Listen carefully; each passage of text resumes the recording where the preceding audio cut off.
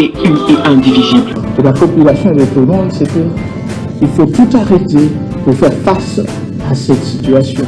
Et que nous ferons de cette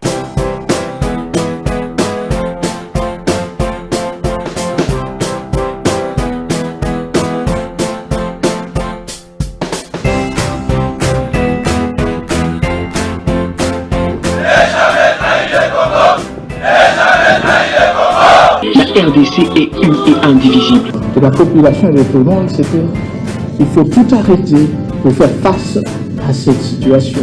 et que nous ferons de cette terre richement bénie un réel havre de paix, de prospérité et de progrès social.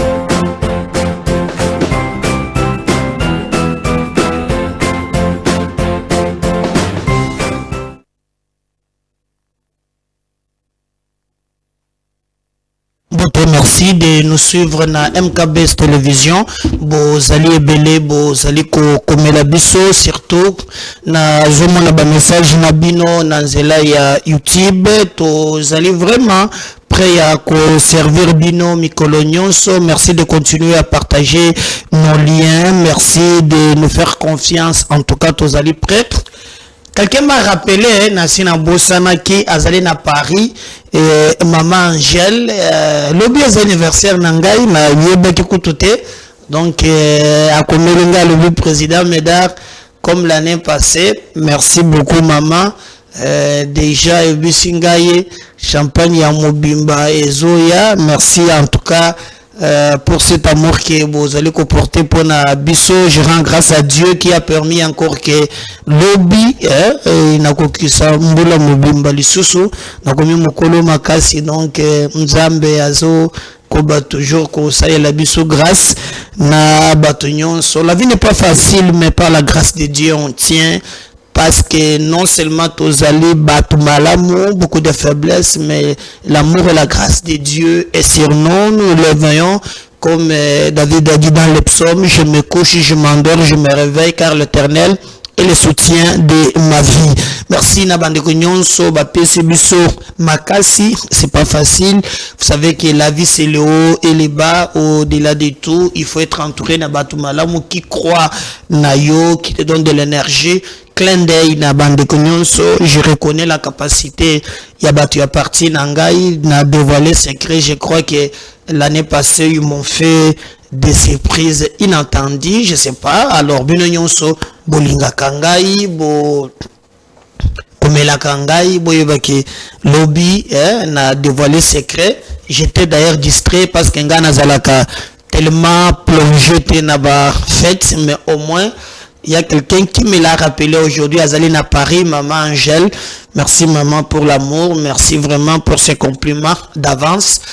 Clin d'œil à ma mère qui vit encore, Yambi Rose, merci pour la force, merci maman pour cet encadrement. Je rends hommage à mon père qui ne fait pas partir de ce monde. Voilà, il fallait aux l'envie au moins. Comment moi Oyoboti et ce qu'il est devenu, mais le Seigneur n'a pas voulu. Merci. Là, Tozan Elike qui est mon colon koya toko monana lisusu. Merci Nabatu Nyonso, bazali ko partager ba lien na biso, c'est grâce à vous aussi que tozali vraiment makasi, bozali belé, toko beta le solo na bino. Shola tomboki alobi ke bakosela na Tshisekedi. Donc Neso makambo ya kobata mape eza makambo ya basila na Tshisekedi bakosila na ndenge nini bandeko na ngai bokola nda yango na émission oyo comment catholique ba évêque basalini Félix Tshisekedi bloc en tout cas le bilu 90 opesi mbwa boy ekosutola wapi nyonso boko beta lisolo na émission ya mokolo ya lelo. Nous apprenons que ba Rwandais ba rebelle bino bozo benga ba rebelle ba rango ba Rwandais qui ba zali kozwa nzela ya walikale ba zui quelques provinces kuna. En tout cas nini zali koleka nyonso bokoyeba pe yango kaka na émission ya mokolo mwa lelo. Nangambo Moussoso Jacques Ndioli, boyebi que Jacques Ndioli azali professeur droit constitutionnel. Je vous avais dit que d'ailleurs c'est avec lui qu'on a discuté autour de la constitution. Mais quelqu'un m'a dit bah politicien congolais baza bandoki walai akati même na walai donc ngai na koka vraiment kokota makambo na tepo bokolanda malkambo njoli alobaki dans le passé na oyo ezali koleka lelo. Alors Patrick Mouyaya Azali porte-parole à gouvernement lobby, si la révision de la Constitution doit avoir lieu, elle sera pour le bénéfice du peuple congolais. Donc, Mouyaya, Yaza porte-parole à gouvernement, a tué si position. À lobby, Soki et Kozalaka qui révision de la Constitution et Salema, Boyeba que selon ye révision wana ekozala uniquement kaka pona bolamu ya peuple congolais o bozoyo ka o eza pona nini muya ya lobi jamais. D'ailleurs liboso alobaki que ça n'était pas l'ordre du jour.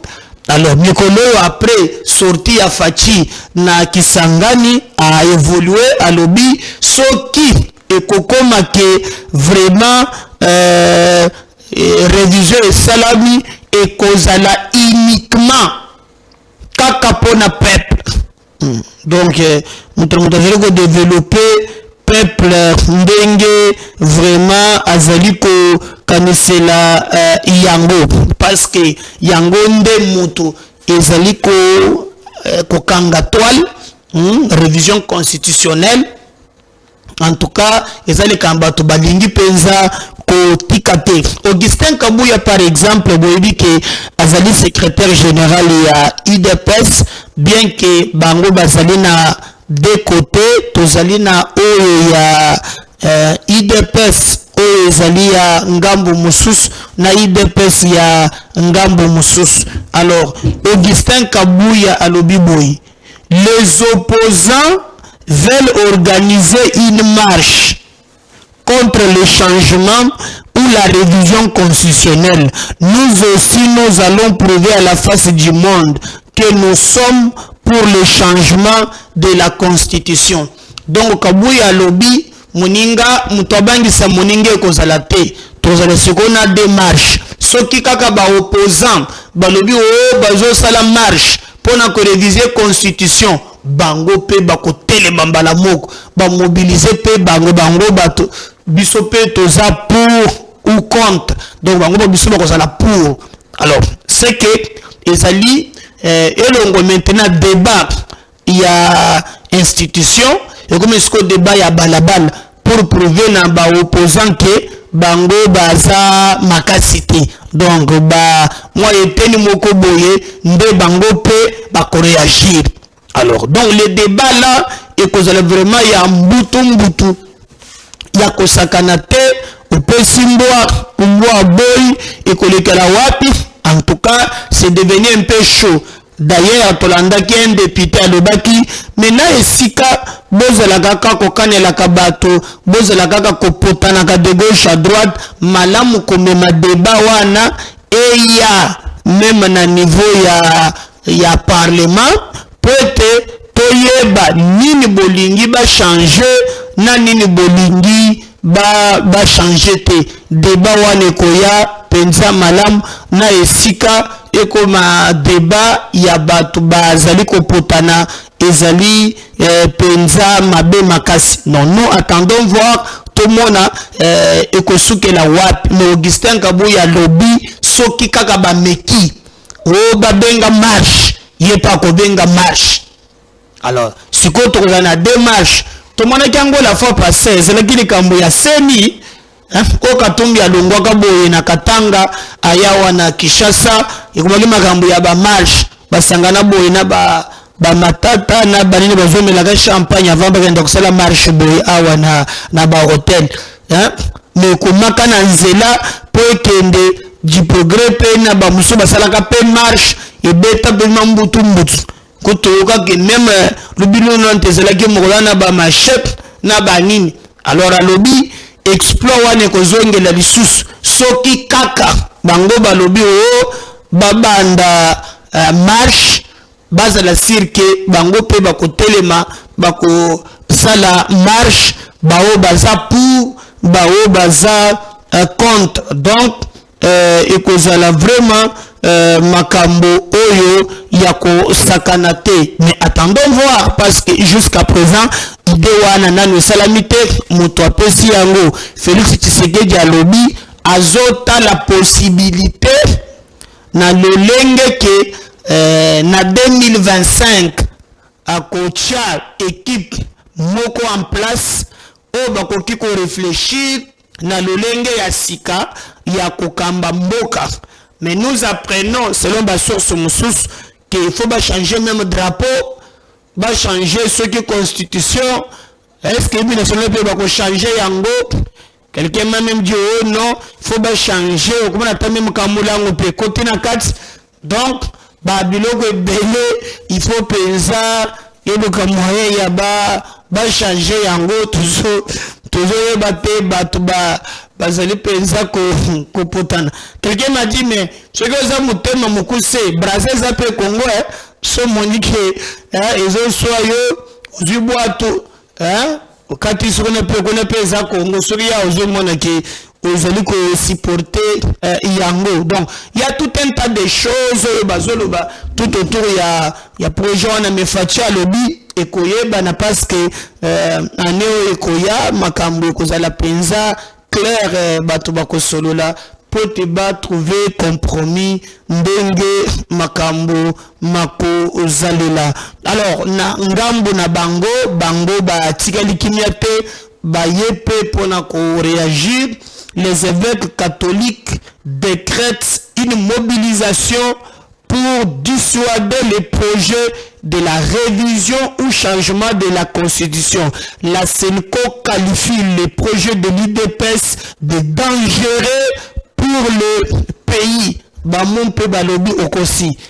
Kaboya soki ozo kanisaki ozo bima babengi projet na bango za projet dangereux pour le pays. Bamompe balobi tokosala blog. D'ailleurs na émission na kolakisa bino bokoyoka ndenge nini Monseigneur Chole na kotiela bino lors de cette émission boyoka comment il a réagi par rapport à Likamboana. Donation Chole à Félix Tshisekedi sur le changement de la constitution. Qu'il n'écoute pas ses collaborateurs, qu'il ne voit plus loin que leur ventre. C'est lui qui assumera la responsabilité de ce qui arrivera. Chola lobby, Félix Tshisekedi tombola miss. Kotala ba collaborateur te Fachibe alobi keba na bawana bewana ezali bumu michopo muntoze Fachibe ezo na michopo Fachibe azomona $1000 yibaki lobi Fachibe azomona $100 akataki lobi. Alors balobi tango ekoyinda ekozala yote bango nyonso na lubilu nonwant. L'histoire d'ailleurs nous montre que na moni moko asana na Tshisekedi lelo ale atundu du temps de Kabila. Alors il faut Kabila changer constitution.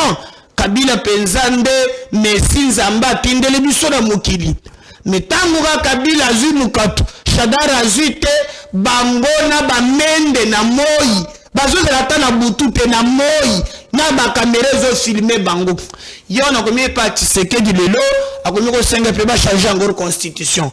Ce que va l'oublier salami akatisi akena ngabo mususu. Alors Chole alobi ye a conseillé Fatia alobi kolanda na yo bato mabumu wana te supo etondi plein mutu libumu evimbi mbongo onatra eza ko na gauche obiasine le fande na mukongo libumu evimbi okaniseke eza mutu normal nzoka tala mbongo muyibi ebele eza kuna bawo wana la plupart nde bazali ko ganga. Mais pour le reste en tout cas toyebi nanute soki ekozala ndenge nini tomususu pe abili ezali Joseph Kabila yebisi bato na yeba sangani balobi soki kaka bango ka menace Tshisekedi aza mobali asimbi constitution akomona bya bushanga oyebi ya bushanga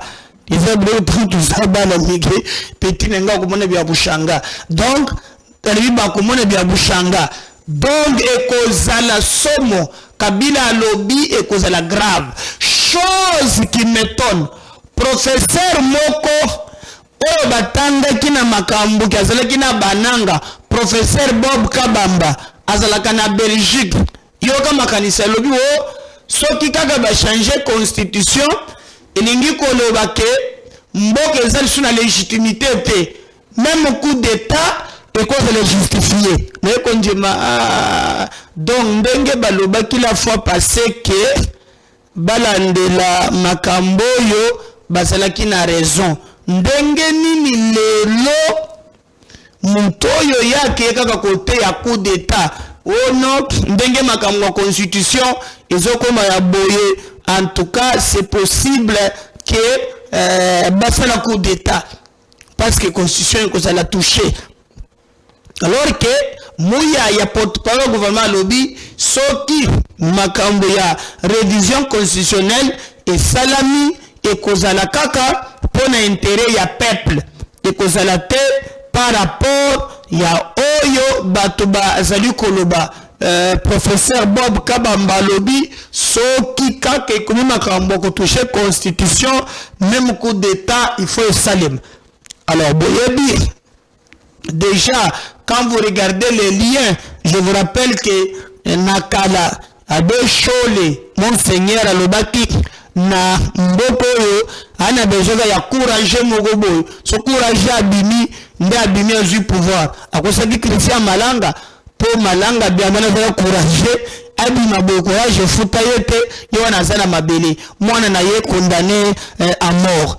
Alors, eza peza vraiment likambo ya koka mwame Kabila alobi ye Tshisekedi amikosa pona projet wana bango bakoya mobimba ekozala penza vraiment likambo ya blague te ekozala likambo o babenge yakabujeka na maye ekozala penza vraiment mbutu na zela wana d'abord Kabila alobi batone ba ko se mobiliser ba ko utiliser ba méthode nyons pona ko barrer route na projet wana o bango balingi batia en place. On va voir ce que ça va donner parce que batu mingi bazali ko kanisa que cette histoire peut en tout cas évoluer. Moko abimi ye a été par les dos de la cuillère te ezalinde ndeko tobengi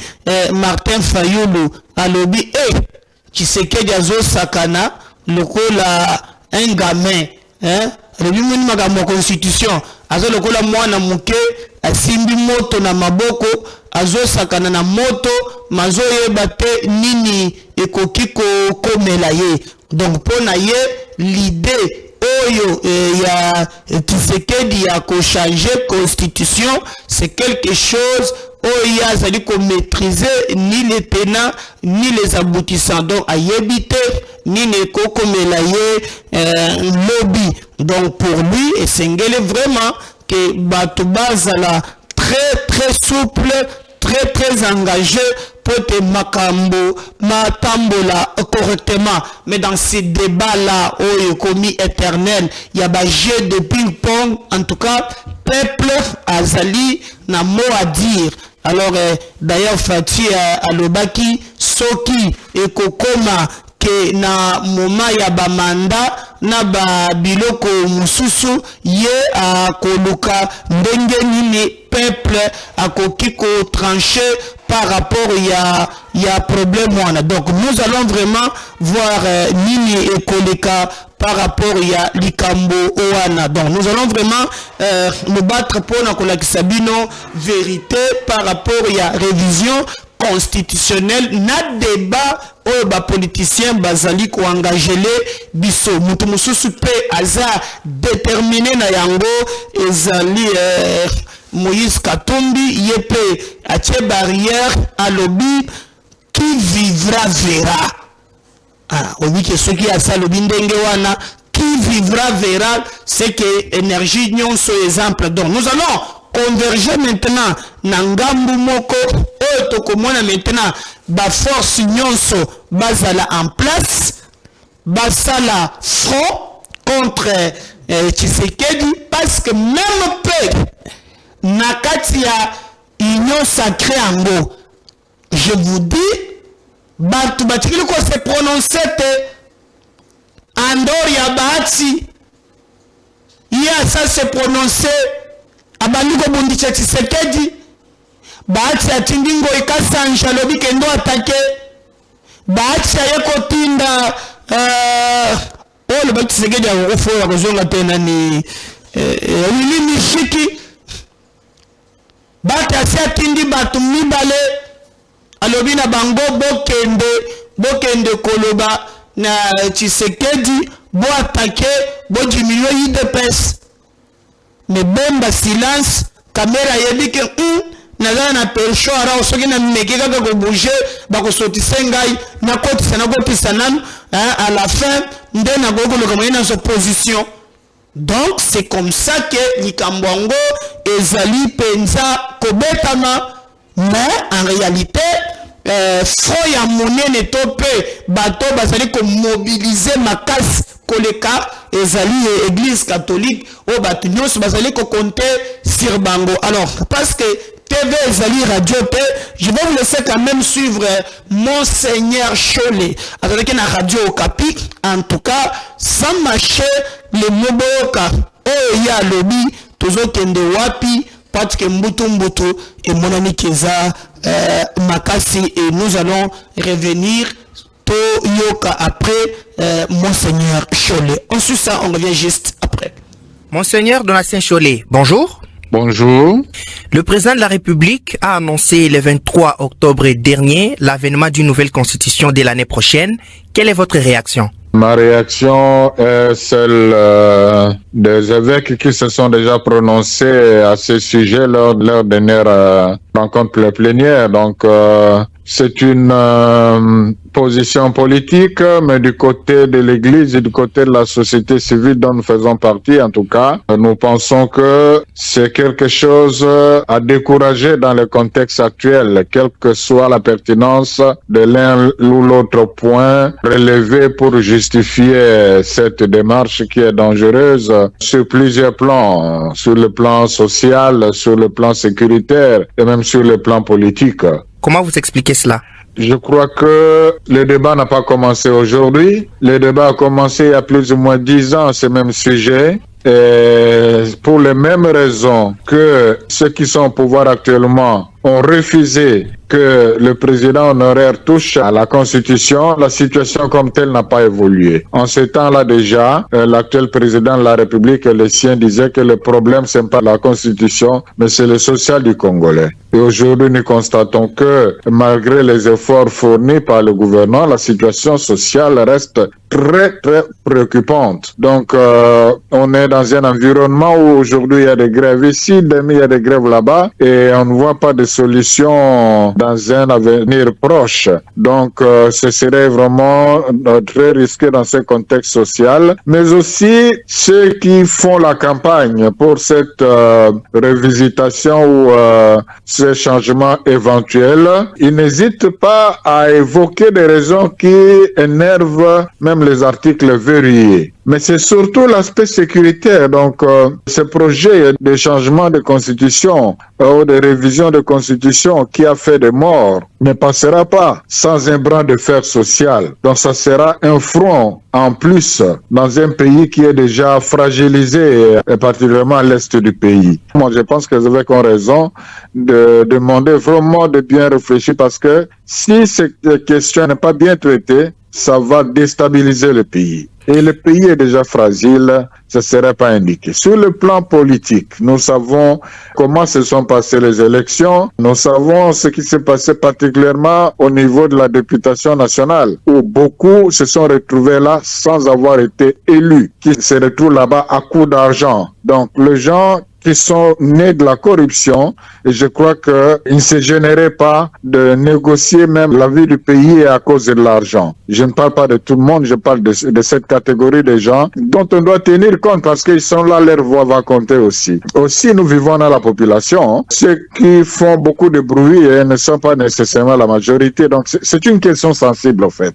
C'est une question socialement très sensible. Alors, il ne faudra pas risquer sur ce terrain. Voilà le conseil que les évêques donnent, que nous trouvons pertinent. Les évêques ne sont pas d'accord, n'acceptent pas cette décision du chef de l'État. Qu'allez-vous faire concrètement pour empêcher que cela puisse se faire? Les évêques sont des pasteurs, ils sont dans leur mission prophétique. Ce qui les préoccupe principalement, c'est le bien-être de leur brebis, le peuple congolais. C'est la stabilité du pays, c'est la paix du pays. Et ils n'agissent pas en opposant, mais en prophète. Donc, pour revenir à votre question, ça dépend de l'évolution, comment ça va aller. Mais je crois que c'est chacun qui devra prendre ses responsabilités. Nous avons intérêt à ce que, à la voix des évêques, s'associe une bonne partie de la société civile qui aime ce pays pour faire comprendre au chef de l'État au sien que non, ce n'est pas le moment. Par rapport aux questions qui se posent, voyons comment les résoudre autrement. Par exemple, la question du retard dans la constitution du gouvernement. Je crois qu'on a des expériences où le même exercice a été fait en 10 jours, à une dizaine de jours, à une trentaine de jours. Mais pourquoi est-ce que cette fois-ci, où ils ont une majorité largement confortable, ça puisse prendre autant de temps? Le problème est ailleurs. Et si on vous demandait de vous adresser directement au chef de l'État, que lui diriez-vous de manière brève? Je vais le supplier d'écouter les évêques qui, tous réunis ensemble, ne peuvent vouloir que le bien de ce pays, qui n'écoutent pas ses collaborateurs, qui ne voient pas plus loin que leur ventre, leur famille, leur pouvoir. C'est lui qui assumera la responsabilité de ce qui arrivera. Monseigneur Donatien Cholet, je vous remercie.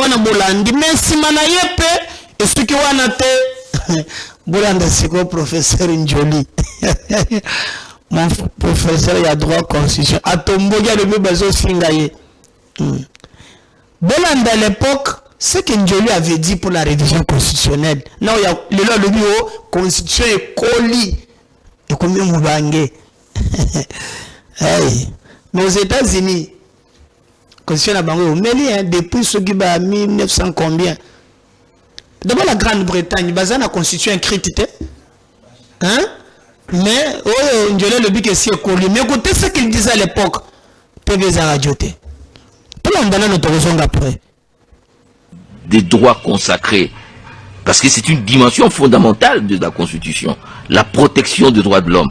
Est-ce que nous avons atteint les objectifs? Est-ce que c'est la faute du texte ou la faute des acteurs qui n'ont pas intériorisé ou qui ne se sont pas donné le moyen pour atteindre? Donc aujourd'hui, vous dites que ce n'est pas le texte qui est mauvais, ce sont ceux qui l'appliquent.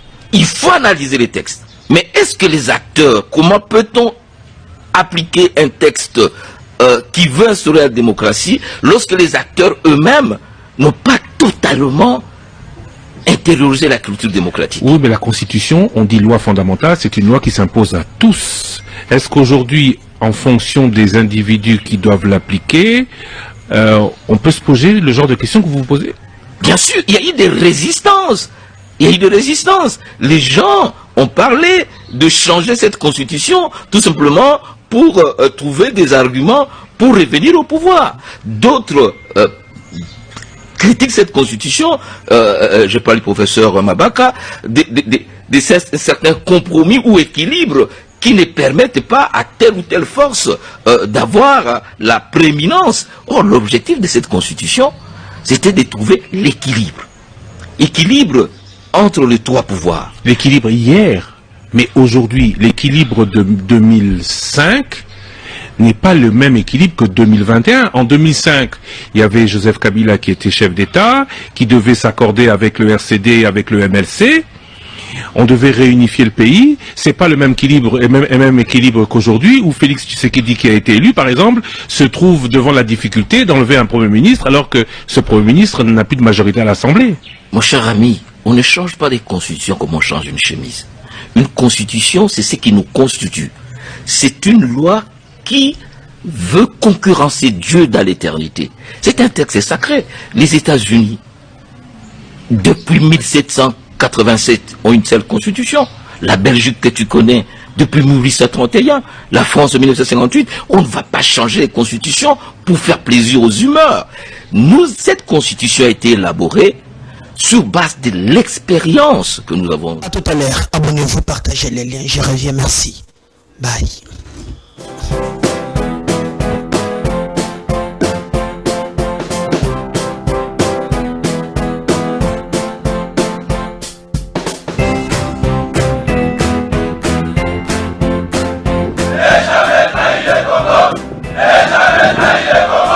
La RDC est une et indivisible. De la population et de tout le monde, c'est qu'il faut tout arrêter pour faire face à cette situation. Et que nous ferons de cette terre richement bénie un réel havre de paix, de prospérité et de progrès social.